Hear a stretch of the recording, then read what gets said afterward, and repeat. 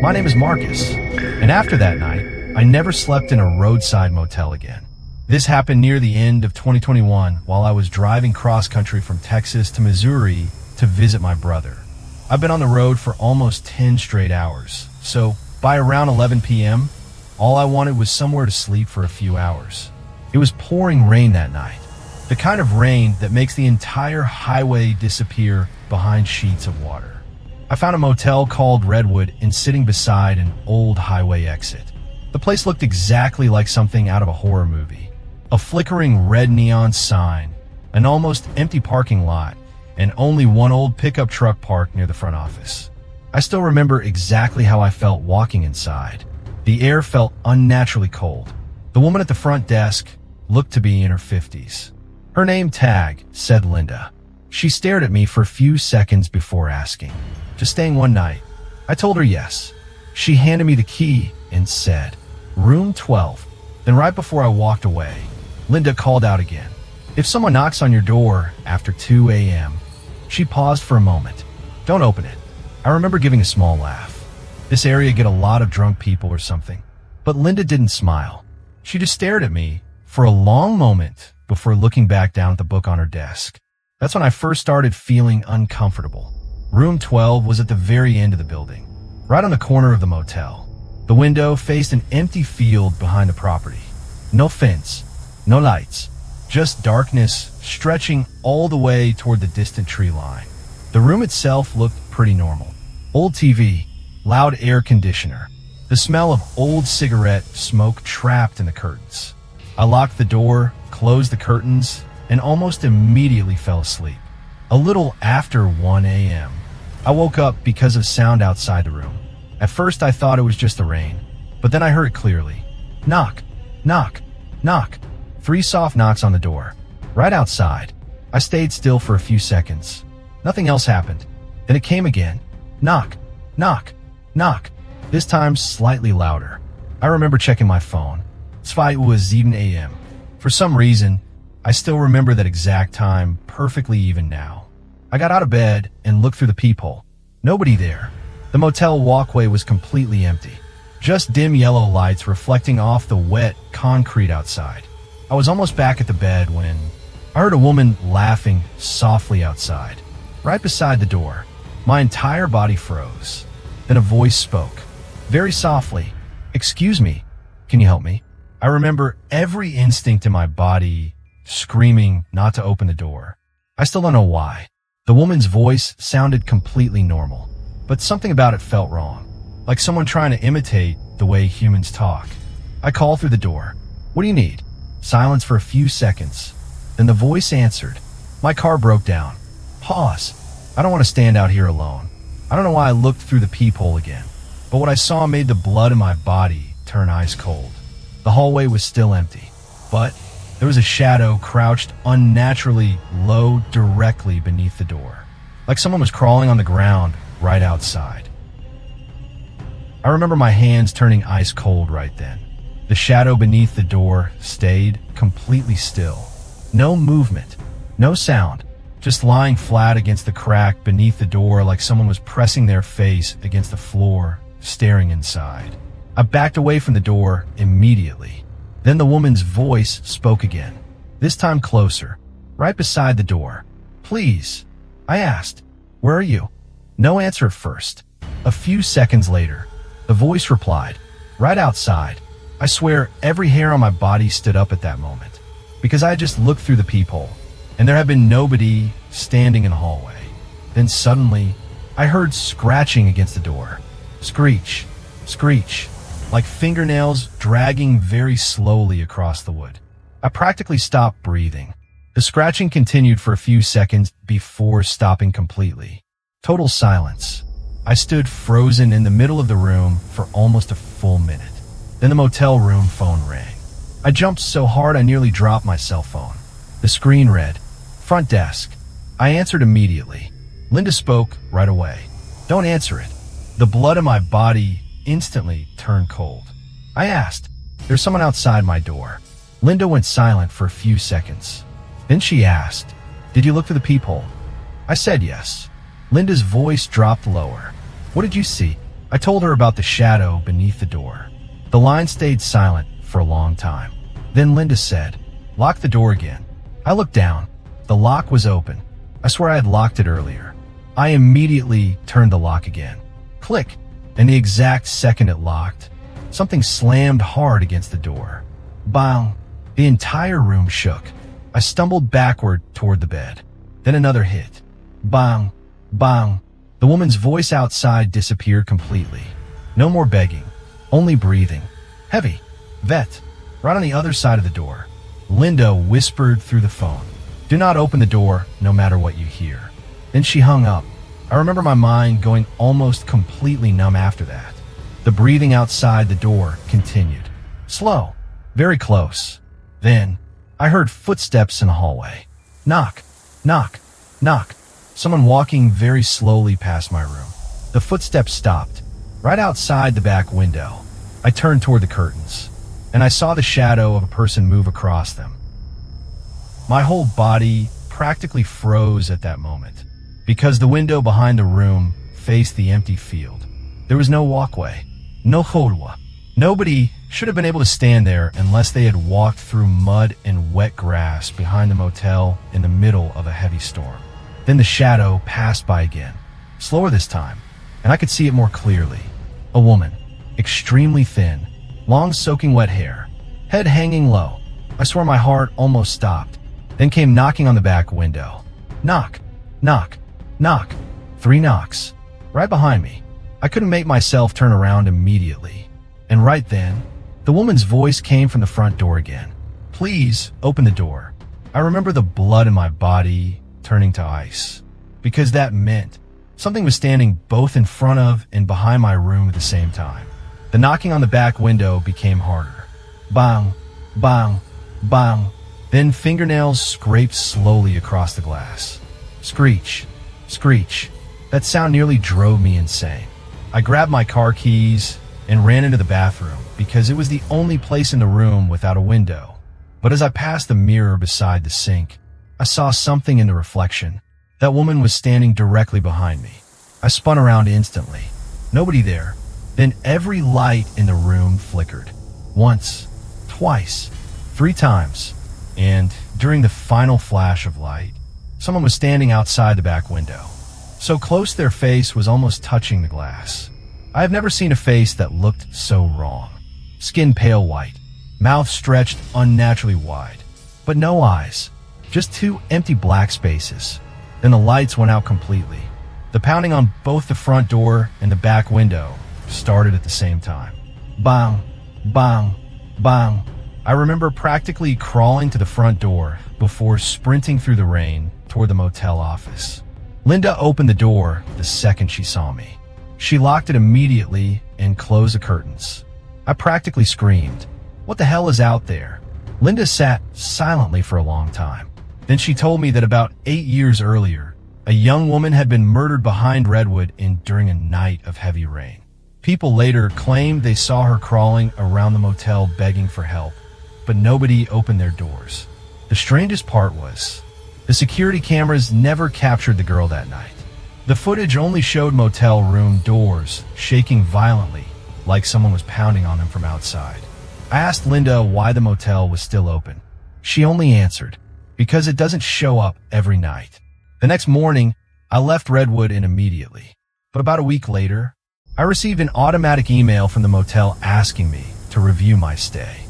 Attached was a security camera image from that night. And in the photo, there was nobody outside room 12. Nobody at the front door. Nobody behind the window. Only one thing. The door to my room was slowly opening from the inside.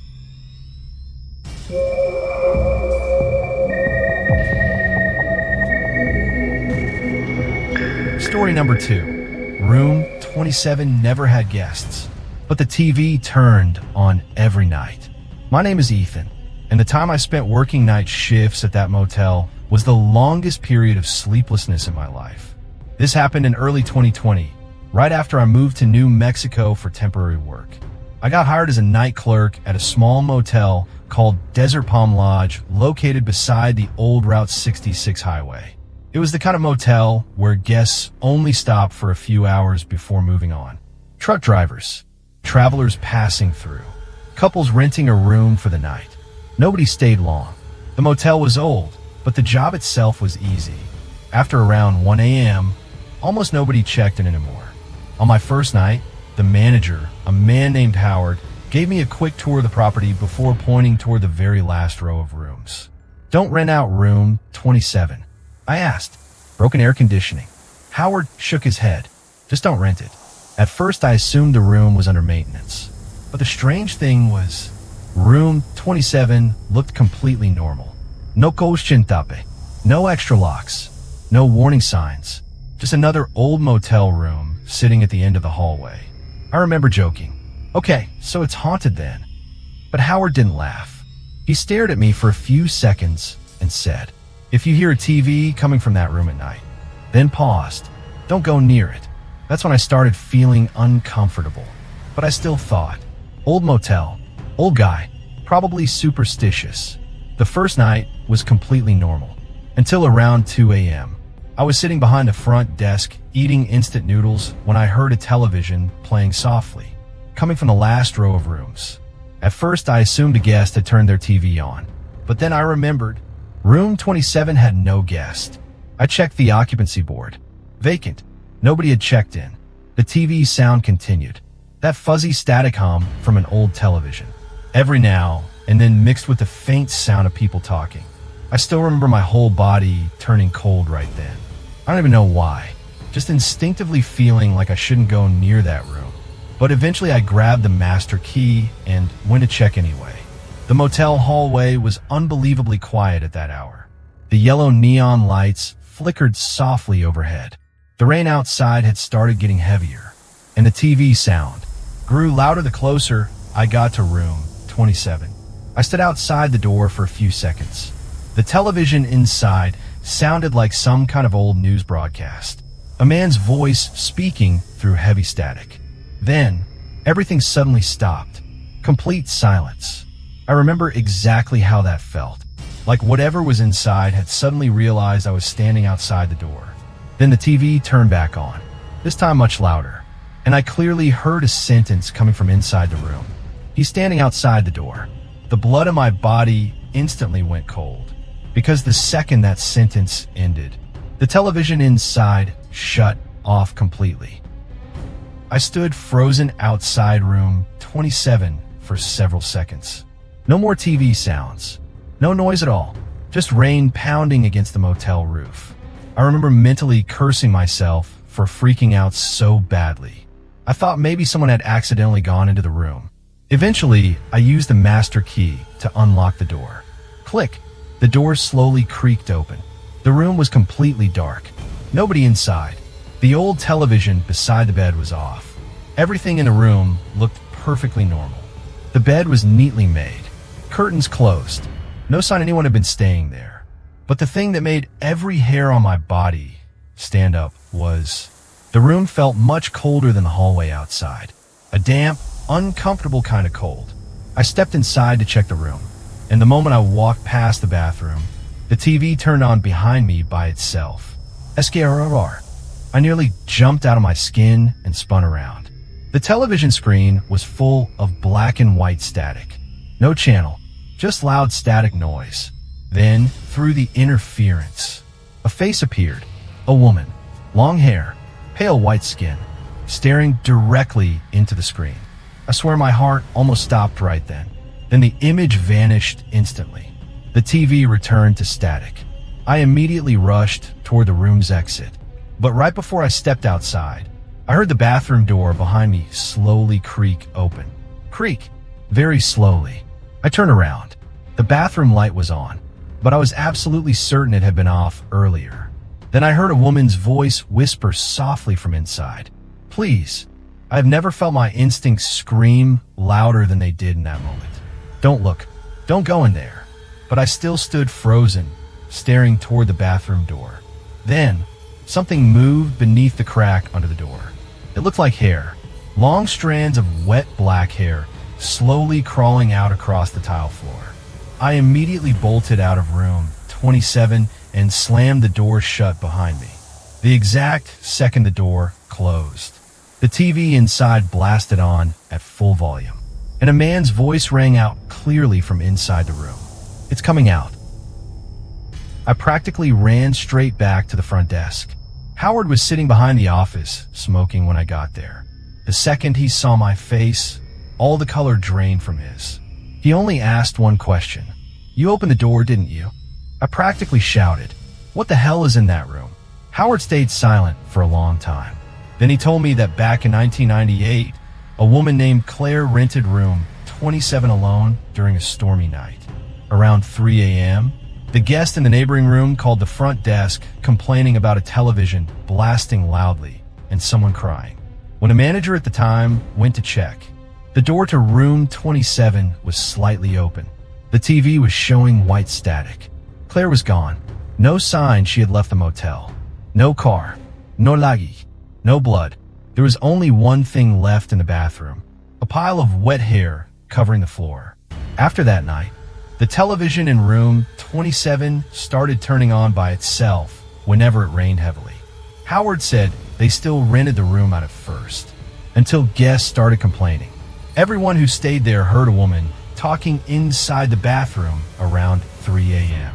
Some guests found wet hair beneath the sink, even though the room was completely dry. Others woke up to the TV turning on in the middle of the night. Then about 2 years earlier, a truck driver disappeared after renting room 27. Security footage captured him entering the room at 1:12 a.m. It never captured him leaving. After that incident, the motel permanently shut the room down. I remember right after Howard finished telling me the story, every light in the motel flickered. Once, twice, then the power went out completely. The entire motel was swallowed by darkness. And right then, the TV inside room 27 turned on.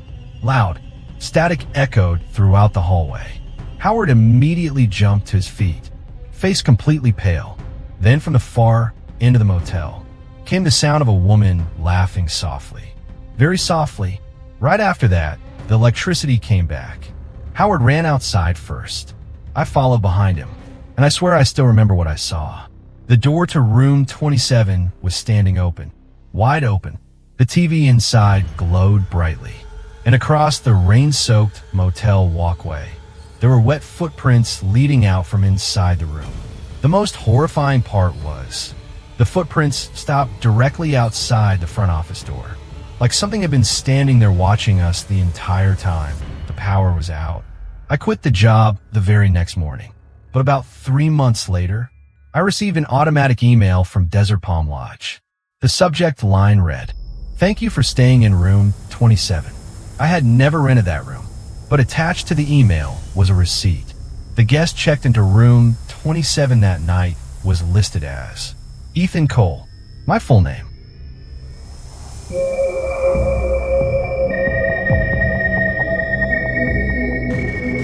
Story number 3. The woman who appeared in every camera. My name is Vanessa, and I think something followed me out of that motel.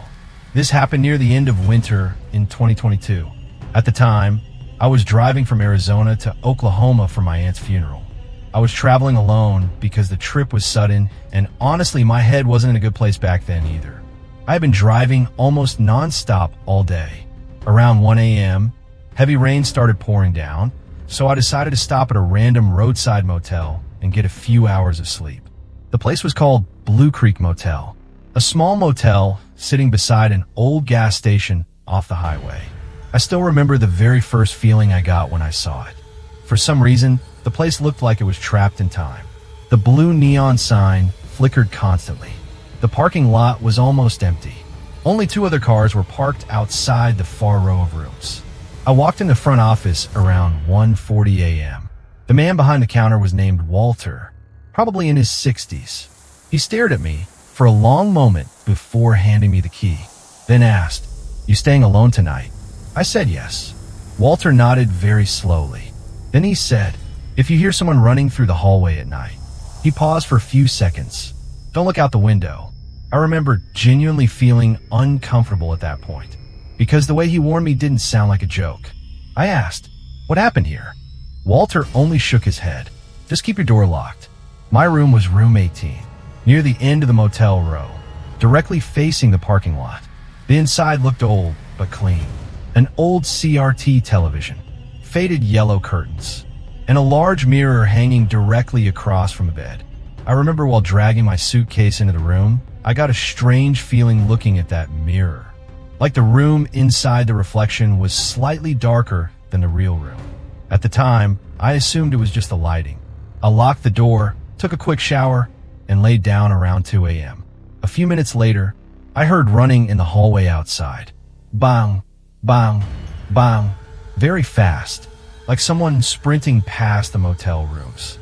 I immediately thought about Walter's warning. The running stopped at the far end of the hallway. Silence for a few seconds. Then, it started again. Bang, bang, bang, this time closer, right outside my room. I practically stopped breathing. The footsteps stopped directly outside room 18. Complete silence. Then I heard a woman laughing softly, right outside the door. I remember barely daring to move at that point. The laughter outside the hallway lasted for a few seconds before suddenly stopping. No more running. No footsteps. Nothing. I checked my phone. It's 5:13 a.m.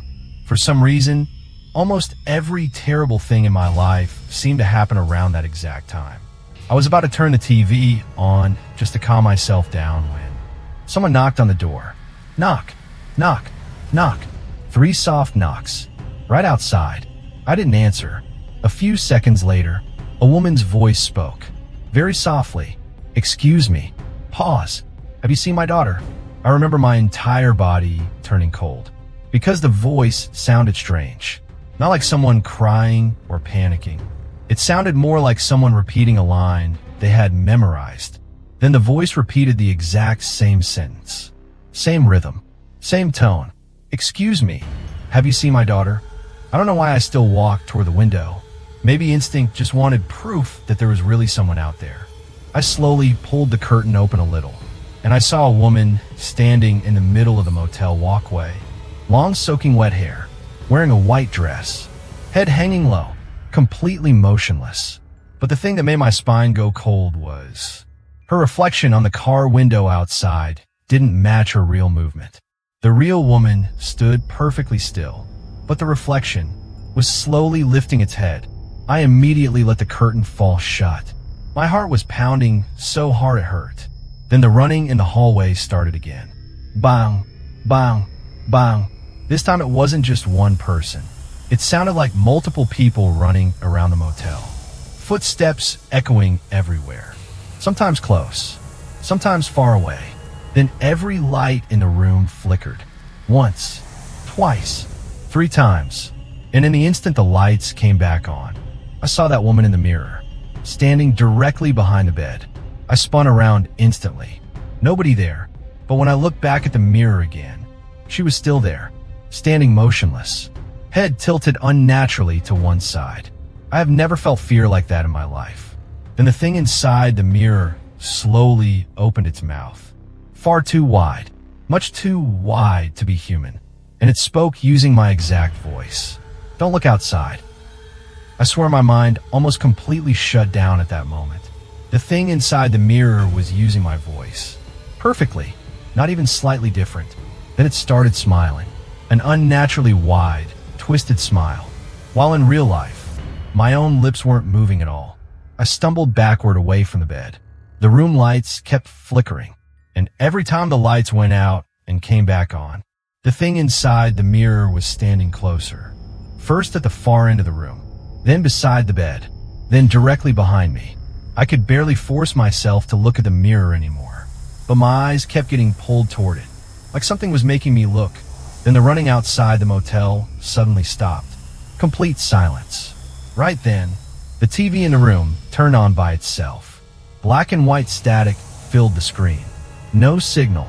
Then, through the interference, motel security camera footage appeared. I immediately recognized it as the hallway camera outside my room. And what made the blood in my body run cold was the hallway was completely empty. No woman standing there. Nobody running outside. Nothing at all. but through the camera audio, the running footsteps were still there. Bang, bang, bang. Right after that, the camera feed switched to the parking lot. I saw my car, the motel walkway, and then I saw myself, standing outside room 18. I remember barely being able to breathe, because I was inside the room, but the camera was showing another version of me, standing in the hallway. The thing on the camera slowly turned its head and looked directly into the lens. And I saw its face. No eyes, only two empty black holes. Its mouth stretched all the way to its ears. Then the TV shut off instantly. And right then, someone knocked on the door. Knock, knock, knock. Very close. Then my own voice spoke from the hallway. Vanessa, open the door. I don't remember how I got out of that room. I only remember sprinting through the pouring rain toward the front office. Walter opened the door the second he saw me. His face turned pale the moment he looked behind me. I turned around, and I saw the woman in the white dress standing in the middle of the parking lot, completely motionless. The rain passed straight through her body like smoke. Walter locked the office door and told me that about 6 years earlier, a mother had lost her daughter at Blue Creek Motel. The little girl disappeared during the night. The mother ran through the motel hallway, knocking on every door, begging for help, but nobody opened their doors for her. 3 days later, both the mother and daughter were found dead in the drainage ditch behind the motel. After that, motel security cameras started capturing the woman running through the hallways whenever it rained heavily. The strangest part was, every guest who saw her described a different face. Like the thing always wore the face of whoever was looking at it. I left Blue Creek Motel the next morning, but about a month later, I received an email containing security footage from the motel. Walter had sent it to me. He wrote only one sentence. I think you should see this. In the video, the hallway camera captured me running out of room 18 around 2:17 a.m. But the thing that still keeps me awake at night is someone else walked out of the room at the exact same time I did. It looked exactly like me. And while I ran toward the front office, that thing stayed behind in the hallway, staring directly into the camera, then smiling.